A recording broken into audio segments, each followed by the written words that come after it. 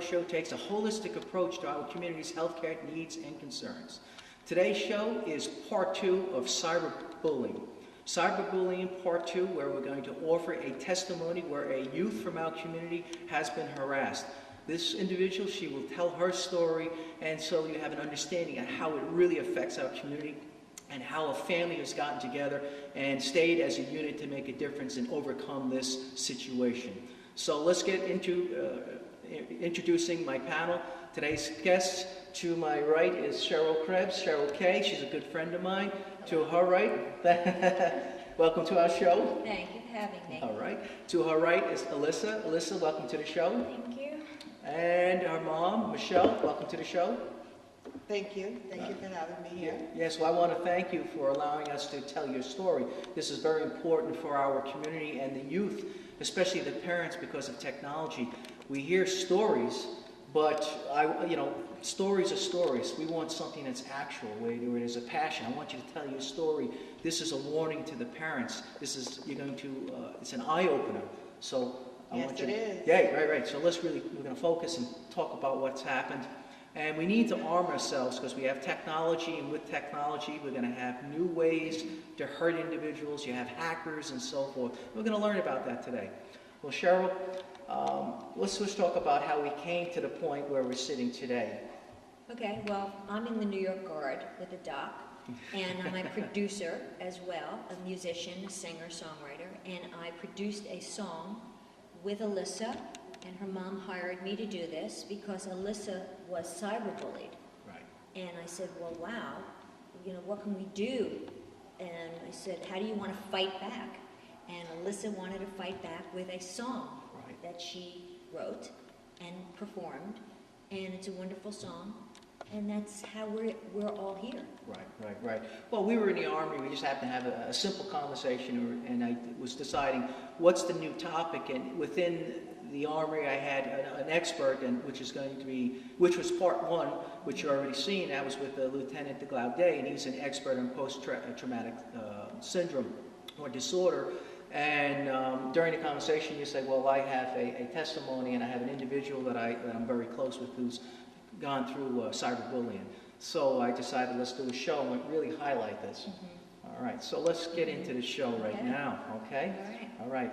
Alyssa, welcome to the show again. Thank you. All right. Well, what I'd like you to do is introduce yourself to the ex-Dr. Tamio and Church of Life Community Church's viewers. Who are you and where are you from?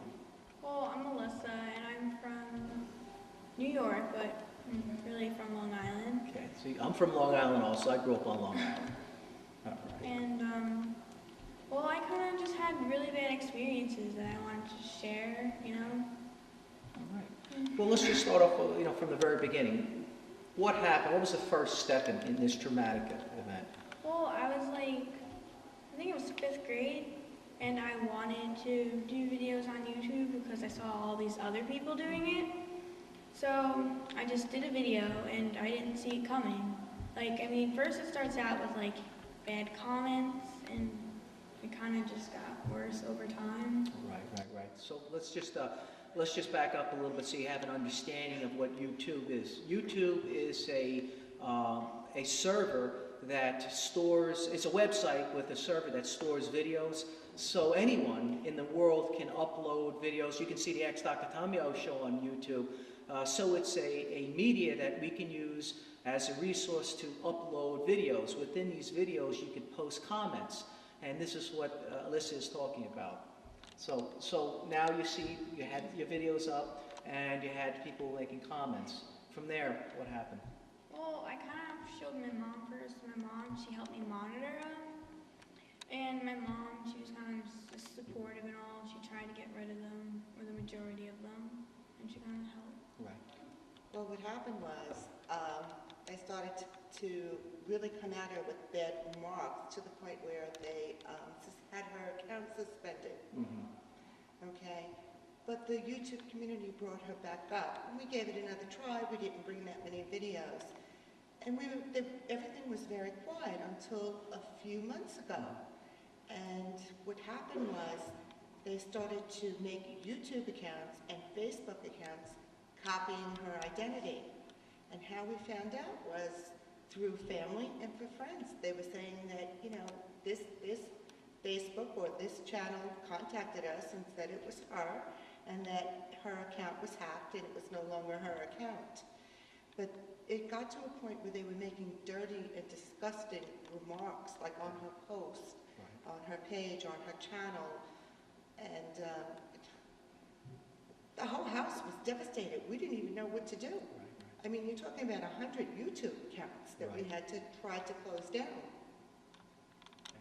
So this is very important.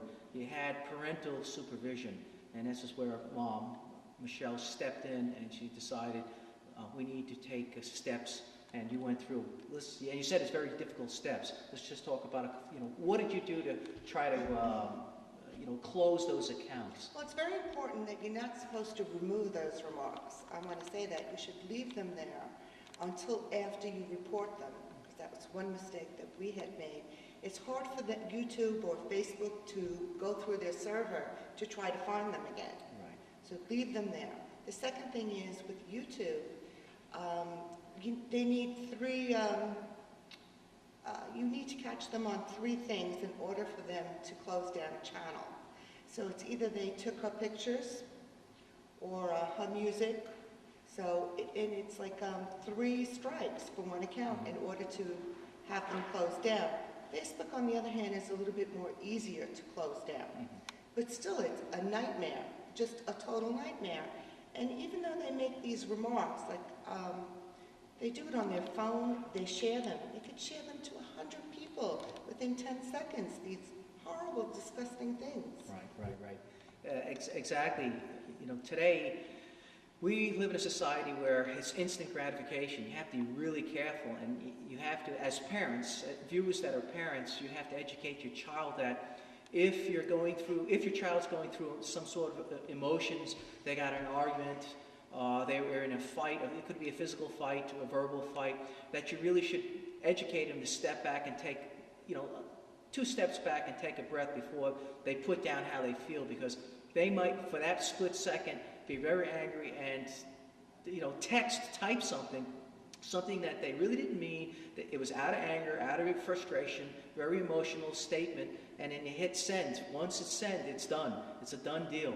And like you said, you know, depending on how many individuals that are in your account, your address book, or what it's called, within a split second, if you had 100 individuals, 100 individuals now have received that statement. Also pictures, a lot of, especially young adults, young, you know, and adolescents, are taking these pictures of themselves and posting them.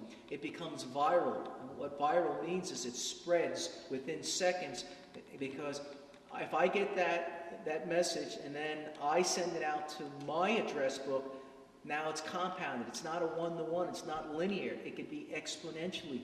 So it will grow. So if I have 10 people in my address book and my 10 friends have 10 people, so it's 10 times 10. And a lot of these youth, they have several hundred friends because they usually link up friends from school, and it will spread throughout the school within a few seconds. You gotta be very careful. Too. Right, exactly. You know, it starts off, you know, very localized, and it can, within a split second, few minutes, it can become global. Right, so that's you know, we really have to step back and as parents, like what we've done, Michelle, and I'm very proud. It's very important. You really took control, where you have parental control and you oversee Alyssa's what she does on the computer and so forth, because you're within her life. It's a family unit. We were very lucky that a lot of people came back and told us that either this Facebook or this YouTube channel claims that they're Alyssa and they're not too sure. On the other hand, there were people who said, look, we don't want to deal with you at all. We don't know who's who. Right. You know? Exactly. You need to screen things out. And I know, because I am on Facebook, you know, a lot, because it became like a yearbook, so it's going back to high school years. But within my family, it's not allowed for, you know, twin 13-year-old girls. It's prohibited. And the reason for that is because of the cyberbullying and taking on identity theft. If you're going to allow your child to use the social networking, there are settings, and if you're not sure, you can contact the site. And within across the toolbar, there's a button that will say setting, and you can, as a parent, you have parental settings where you could screen out the individuals. And I brought this up, and I said, well, we can do this, and unfortunately, the answer was still no. So if you're going to allow your child on a social network, first thing you should do is go to the setting and then set the parameters, just like with on your computer. If they're going to Google or do any searches, if they're going to go to different websites, you must set your parameters so they're not allowed to go to certain websites. They do this in school, but the kids know how to navigate around those guards and the settings. But if you're active within your child's life like you are, you will notice changes within the computer settings, and you'll see changes in her attitude, just the emotions. Why don't we talk about how did you find out? Was there any personal changes, or did Alyssa come to you and say, Mom, this is what's happening? We started getting mail from fans telling us what is going on. It's not her behavior because she's very nice, or this is really disgusting. And we were getting emails. And I found out at work because I think one of them called me up at work and said, you better look on her email. And I did, and I was getting a list of people who were calling, who were writing to us, telling us. The first thing you said too about is with the accounts, if they want to go on YouTube, there's a way, which I did not know. Like you can make the videos embedded, know that they cannot be shared. That means nobody can copy them. Mm-hmm. Copyrighted. Right? It's important to post. Now we post. This is her only channel, or she has another channel for original music. This is it. Any other channel is a fake. Nobody's allowed to. Pictures needed to be copyright. Right. So that nobody could take her identity again. Right. So you have disclaimers. Right. Okay. Very, very good. I didn't know that because I'm on YouTube, so I'm going to have to, do a search and look at what I have to do. So, not that I'm pretty like you are and I have music, and people are not going to. They've been through the ringer, so they know the whole routine now. Right.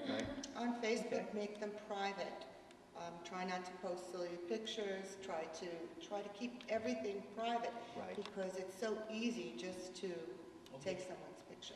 You take the picture, but and open up another account. Right. On it. Well, identity theft. If you give or offer too much information, because hackers or thieves or those individuals who steal identity, all they need to do is piece a couple, take bits and pieces, and they know who you are. In the past, they used to go through your garbage and they would look through some of your mail and try to get bits and pieces, and it's like a puzzle, and they eventually put together. With the social network, you're posting a lot of information, a lot of personal information. So as adults, like I said, you really need to screen out what your child is doing. You have to oversee. You are the parent, parental guidance. And keep it private. Yes. What is a private setting? Private setting. Yes. And it's important to tell an adult if you have anything suspicious going on, anything you see, anything. I think with Alyssa, though, I believe that she had a feeling something was going to happen prior, and I could just say, no, nothing's going to happen. Yeah, no, thank God she's smart enough to have said something, because a lot of children today, unfortunately, they're committing suicide, which is a horrible, horrible thing. And thank God Alyssa, was able to say something, and she was devastated about it. I remember she was terribly scared, right? And she did the right thing. And thank God you did the right thing. Right. Well, you're being a parent. Yeah.